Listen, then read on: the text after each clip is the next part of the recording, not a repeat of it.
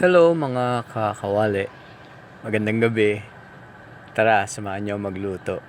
Luto tayo ng giniling na may carrots at patatas. Sinamahan na rin natin ng chicken, pati chicken liver and gizzard. So ito yung mga kailangan natin. Pause natin kung kinakailangan. Pero ulitin din naman natin yung mga yan. So ayan, yan nga yung mga kailangan natin ha. Actually, luto ng nanay ko to. Ewan ko lang pag napanood niya. Baka mali ako dito. Mapagalitan pa ako. Ayan nga yung manok. So yung giniling natin dyan, mga 300 to 350 grams lang siguro. So, in-slice lang natin into bite size. Pero yung balon-balunan, una na natin pinakuluan kasi matigas yan eh. Hindi yan sasabay sa luto ng mga giniling at chicken natin. So nauna na siyang pinakuluan para lumambot na siya agad. Pero sinabay ko na rin naman yan iprito ulit para tuluyan na siyang malambot. Pinirito natin muna yung atay. Yan yung atay na magbibigay ng napaka sarap na flavor dito sa dish na to. So sinabay na rin natin yung kamatis kasi mas matigas yung kamatis kaysa sa bawang at sibuyas. So pag naluto na yung atay or yung atay ng manok, i-set aside natin habang nata-translucent na din yung kamatis niyan. So ayan, set aside natin. Tignan nyo, napakaganda niyan. Kinat din natin yan into bite size mamaya. So pinagsabayan natin yung bawang at sibuyas, pareho lang din naman yun. So pag nag-translucent na yung sibuyas tsaka yung kamatis at hindi naman na-toast yung bawang, siya naman natin ilagay itong giniling. Yung giniling guys, pag hindi tayo nagiling, gisayin natin maigi. Kasi alam niyo naman, hindi natin alam kung nahugasan yan bago igiling. Mas maganda nga tayo nagigiling yan eh. Pero ayan, lagyan natin muna ng patis, fish sauce para lumasa agad sa karne natin. Halu-haluin lang natin and then after a few minutes, bigyan natin ng way, ng chance na maluto itong konting manok natin. So bite size cut na rin yan.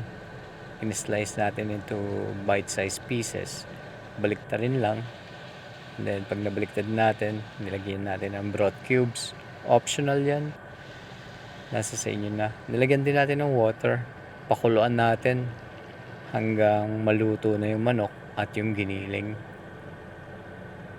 So ayan, simmer lang, pakuluan lang. And then, lalagyan na tignan nyo muna yung sabaw-sabaw niyan. Medyo malasa na yan at that time. So, 1 tablespoon lang ng tomato paste, guys. Kasi masyadong makulay ang tomato paste. Hindi tayo gumamit ng tomato sauce. Nilagyan din natin ng konting soy sauce para may konting color. And flavor na rin, syempre. Na-miss ko nga yung silver swan eh. So anyway, yan, pakuluan lang natin ulit. And then ilagay na natin yung carrots. Diced carrots. Inuna natin yung carrots kasi medyo mas matigas siya ng konti kaysa sa patatas, diba? Pero after a few minutes lang, nilagay na natin yung diced na potatoes. So yan yan guys, malapit na yan maluto. At nilagay na rin natin yung atay at balon-balunan.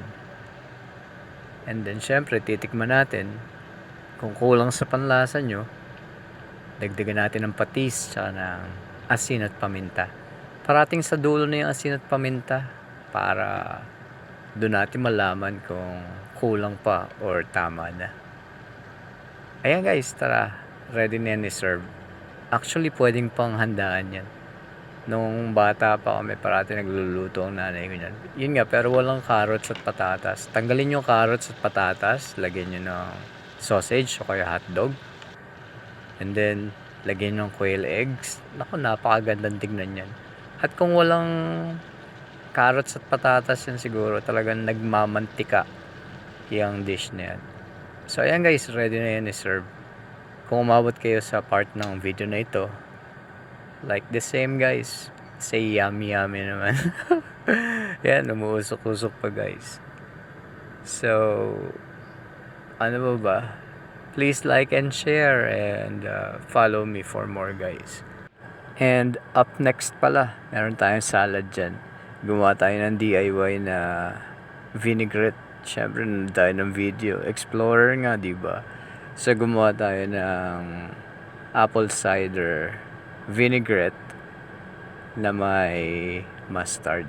So, yun lang mga kakawali. Thank you for watching again. Have a nice day. Bye.